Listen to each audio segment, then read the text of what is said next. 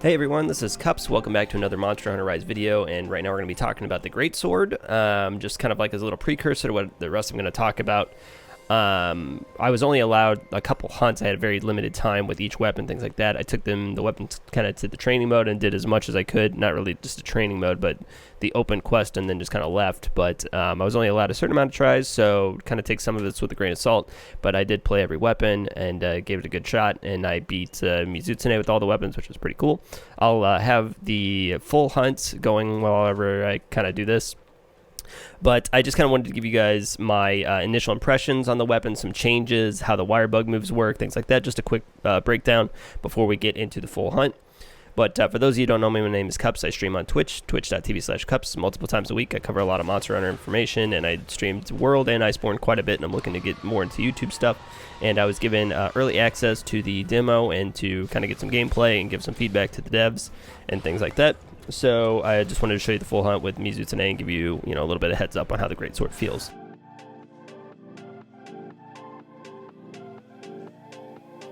But for when it comes to changes on Greatsword, it feels mostly the same as it did from World. There's a lot of emphasis on the True Charge Slash, or the TCS, that I'll be referring it to. It does a ton of damage. It looks like my normal uncharged level 1s were doing about 50 damage per hit, and then my fully charged level 1s were hitting for about 100, whereas my fully charged TCSs were hitting for about 375 or 400 on the head of Mizutsune. So a lot of the damage still seems to be backloaded onto Greatsword.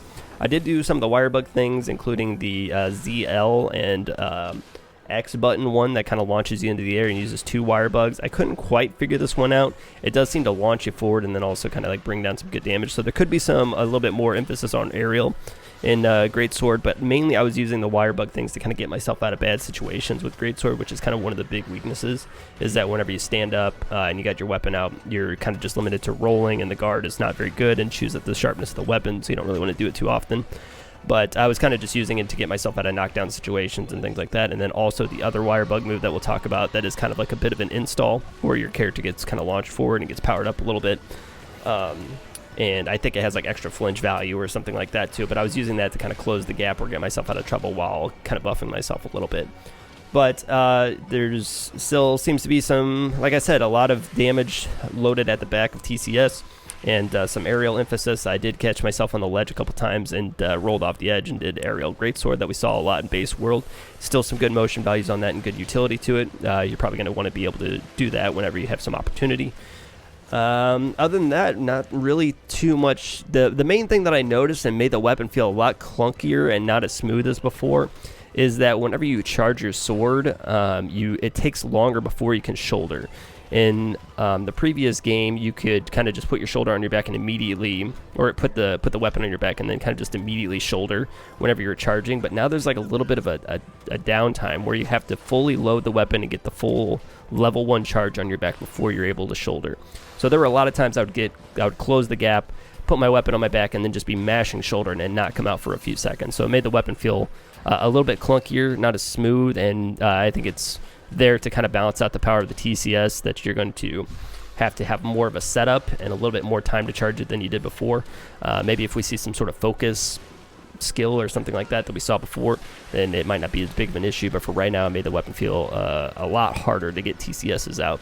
So we might see a little bit more of a crit draw play that we saw in previous versions of Monster Hunter, where you just kind of put the weapon on your back, fully charge it, then put the weapon back on your back until you get a knockdown situation, and then you fully unload the TCS. I can't say for sure, but those are the changes for now.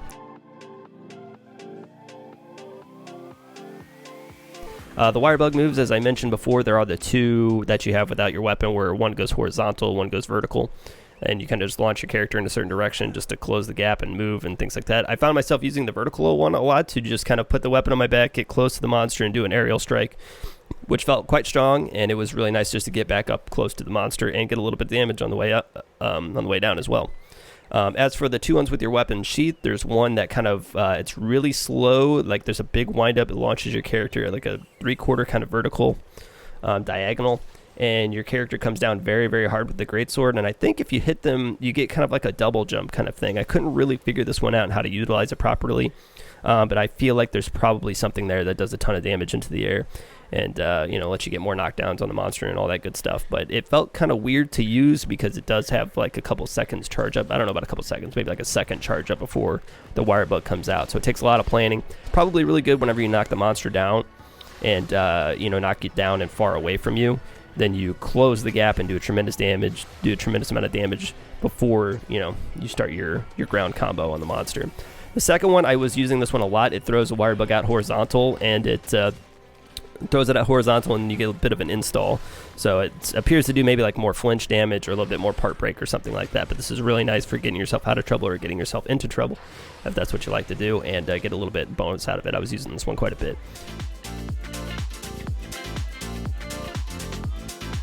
Overall impressions of the weapon, Greatsword feels really, really good to me. Honestly, I'd probably play this one a lot more. Greatsword has always kind of been a little bit dependent on crit and focus and some other skills and things like that really make the weapon come alive. If you're playing just normal raw Greatsword, it feels a little weird. It feels a little slow, a little bit chunky.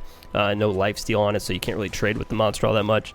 Kind of found myself running around just charging level 1s and then putting the weapon on my back, which is pretty traditional Greatsword favor, which is fine.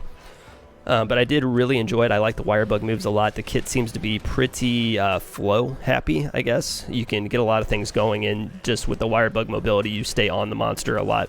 And a lot, like I said before, one of the biggest weaknesses of Greatsword is not being able to really get yourself out of trouble whenever you've been knocked down, so you kind of just stand up and you're in trouble. You don't really have like a shield or any kind of huge mobility things to get yourself out of the way, so the fact that you get knocked down and you can wire bug yourself out on the wire bug recovery is really, really nice and kind of reset the situation, which is, I feel like Greatsword is really great neutral, just in general. So I'll definitely be playing this one more. Can't wait to get more into it and Rise. But keep an eye out for March 26th whenever it comes out. Thank you so much for watching. Make sure you guys subscribe to the channel if you like the content. Liking and commenting is always good for the algorithm. And make sure you share it with your friends if you think you have some Greatsword friends or some other people that are just generally interested in Monster Hunter Rise. We'll definitely be doing more stuff on the channel, on the YouTube channel, as well as the Twitch stream. Again, twitch.tv/cups if you want more information there. Thank you so much. Have some fun. Happy New Year to y'all, and let's get out there and hunt.